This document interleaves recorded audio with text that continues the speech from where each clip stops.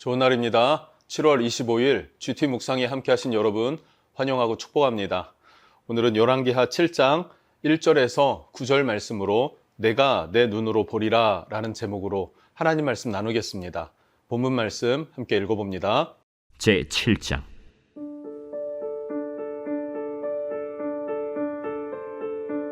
엘리사가 이르되 여호와의 말씀을 들을지어다.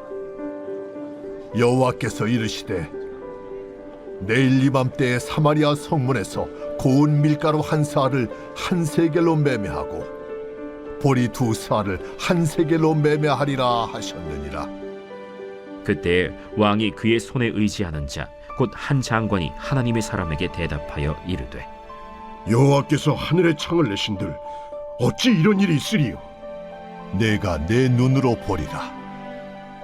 그러나 그것을 먹지는 못하리라. 성문 어귀에 나병 환자 네 사람이 있더니 그 친구에게 서로 말하되 우리가 어찌하여 여기 앉아서 죽기를 기다리랴? 만일 우리가 성읍으로 가자고 말한다면 성읍에는 굶주림이 있으니 우리가 거기서 죽을 것이요, 만일 우리가 여기서 머무르면 역시 우리가 죽을 것이라. 그런즉 우리가 가서 아람 군대에게 항복하자.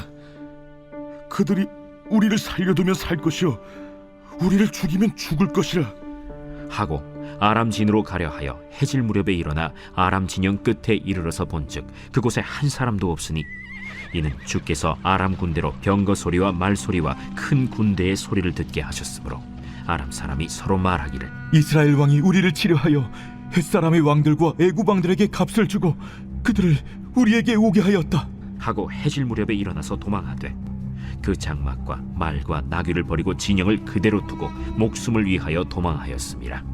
그 나병 환자들이 진영 끝에 이르자 한 장막에 들어가서 먹고 마시고 거기서 은과 금과 의복을 가지고 가서 감추고 다시 와서 다른 장막에 들어가 거기서도 가지고 가서 감춥니다. 나병 환자들이 그 친구에게 서로 말하되 우리가 이렇게 해서는 아니 되겠도다. 오늘은 아름다운 소식이 있는 날이거늘 우리가 침묵하고 있도다. 만일 밝은 아침까지 기다리면 벌이 우리에게 미칠지니 이제 떠나 왕국에 가서 알리자.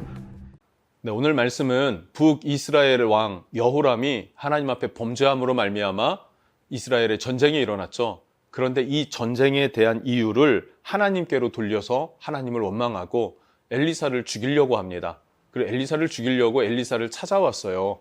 이때 오늘 말씀이 시작이 되는데요. 1절 말씀을 보면 내일 이맘때가 되면 회복될 것이다 라고 하는 회복을 예언합니다.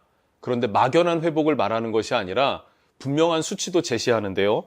밀 한 스아 8kg입니다. 밀 8kg에 은 한 세겔, 보리는 두 스아 16kg에 은 한 세겔이 될 것이다. 이렇게 말해요. 그런데 지금 물가가 어떻습니까? 콩 4분의 1갑 300g 정도 되는데 이게 은 5세겔이에요. 300g의 은 5세겔하는 그것이 내일이면 보리는 16kg에 한 세겔이 된대요. 밀은 8kg에 한 세겔이 된대요. 믿겨집니까? 지금 어떤 상황들이 일어났다고 했습니까? 어떤 부모는 자기의 친아들을 삶아 먹기도 했다라고 하는 아주 엽기적이고 충격적인 상황까지도 일어났는데 당장 내일 회복된다고 하니 믿겨지지가 않는 것이죠. 그러니까 2절을 보면 한 장관이 이 말 자체를 무시하면서 이렇게 말합니다. 여호와께서 하늘에 창을 내신들 어찌 그런 일이 있으리요. 야, 이거는 하나님도 해결 못해 라고 하면서 불신하는 것이죠.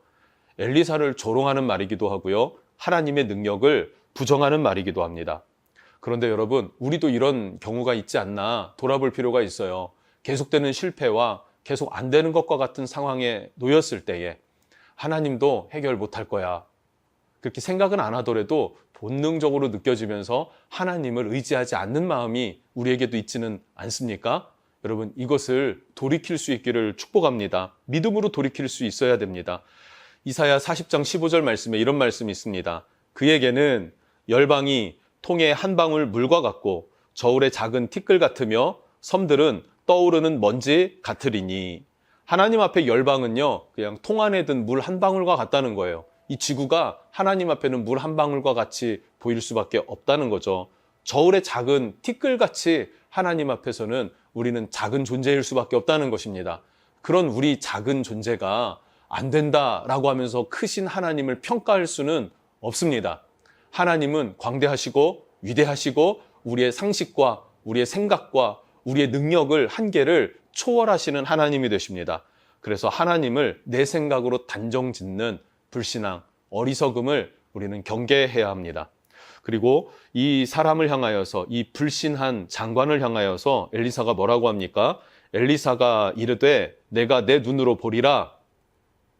내일 이맘때 회복되는 것을 네가 볼 것이다. 그러나 그것을 먹지는 못하리라. 그것을 먹지는 못하고 죽게 될 것이다 라고 이야기를 해요. 여러분, 믿음이 없으면 영생을 얻지 못합니다. 믿는 자만 영생을 얻는 것이죠. 믿음으로 사는 것, 그래서 매우 중요하다는 것을 여러분 기억하시기를 바랍니다. 3절부터 7절 말씀으로 이어서 보면요, 상황이 바뀌어요. 지금은 엘리사가 있는 도단 그곳에 있었는데 이제는 성 밖에 있었던 그 나병 환자들, 이 나병 환자들을 조명하고 있습니다. 나병에 걸리면요, 성 밖에서 격리되어 있습니다. 그리고 성 안에 가족들이 음식을 전달해주면 그것을 먹고 사는 사람들이 성 밖으로 밀려난 나병 환자들이죠. 그러면 성 안 사람들의 상황이 너무나 극심하지 않습니까? 그러면 성 밖에 있는 사람들은, 이 환자들은 더 고통스러웠고 더 절박했을 것입니다. 그러니까 이들의 선택지는 별로 없어요. 여기서 굶어 죽을 것이냐, 아니면 성 안으로 들어갈 것이냐. 그런데 성 안으로 들어가면 어떻게 됩니까? 여전히 굶어 죽게 될 것이다. 그러면 그나마 가능성이 있는 것은 무엇입니까? 아람 군대에게 항복하는 것입니다. 그러면은 포로는 죽이지 않고, 그래도 포로로라도 잡아두었지만 그들에게 먹을 떡과 물은 최소한 주지 않겠는가라는 것이죠. 그렇게라도 연명해 보겠다라고 결단을 했습니다. 그리고 5절을 보면 그들 가운데로, 아람 군대 가운데로 들어갑니다. 그랬더니 한 사람도 없는 거예요. 5절 말씀을 한번 볼까요?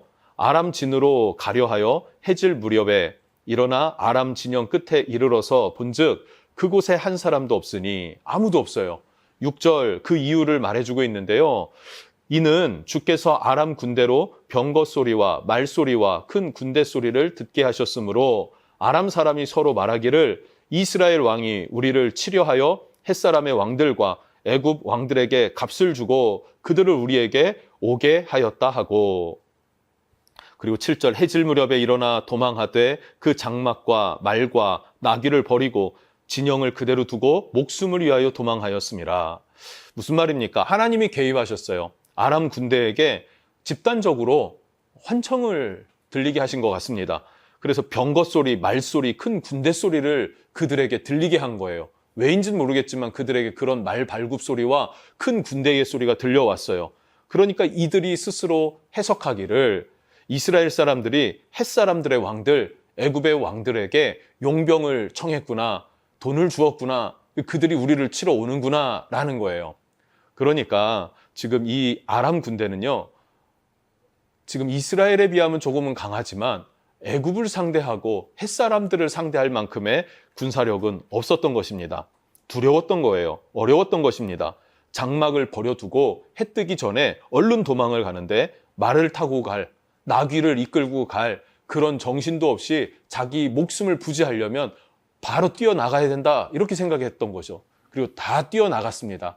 그리고 그 진영은 그냥 텅텅 비게 되었다. 그리고 그 빈 진영에, 아람 군대 진영에 누가 들어갑니까?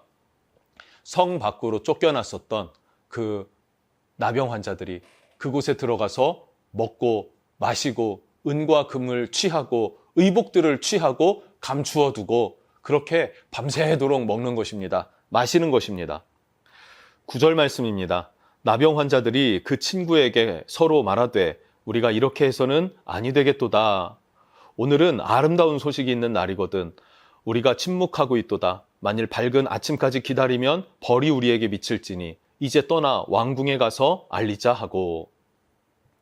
이 나병 환자들이, 그들 친구들이 서로 말하는 것입니다. 자기들이 먹고 마시고 취하고 이것이 너무 즐거웠는데 정신을 차려보니까 이 좋은 소식, 이 구원의 소식, 우리가 살 수 있는 소망의 이 소식을 우리만 갖고 있고 성한 사람들에게 말해주지 않는다면 우리에게 벌이 임할 것이다. 화가 임할 것이다. 그러니 해가 뜨기 전에 왕궁에 가서 알리자라고 이들이 이야기를 하고 있습니다.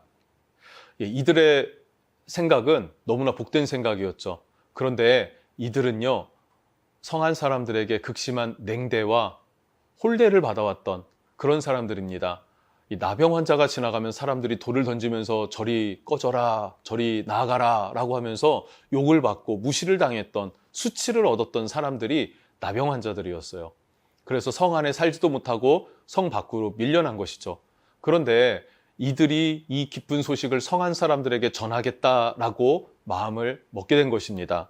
이것이 무엇입니까? 복음이다. 복음을 전하는 것에 있어서 이 복음 전파를 막아설 어떠한 명분도 이유도 없다라는 것을 우리는 알았으면 좋겠습니다. 사도 바울도 이렇게 고백합니다. 고린도전서 9장 16절 말씀에 만일 복음을 전하지 아니하면 내게 화가 있을 것이로다. 아멘. 이것이 예수님을 만난 사람들의 자연스러운 고백이 되는 것이죠. 예수님을 만나면요, 원수도 불쌍하게 여겨지는 거예요. 주님의 긍휼한 마음이 내 원수를 향하여서도 흘러가는 그 주님의 마음이 나에게도 느껴지기 때문에 그에게 복음을 전하게 되고 그가 예수를 믿도록 기도해 줄 수 있는 그런 마음이 우리에게 입혀지게 되는 것입니다. 그 성품은 내 성품이 아니에요.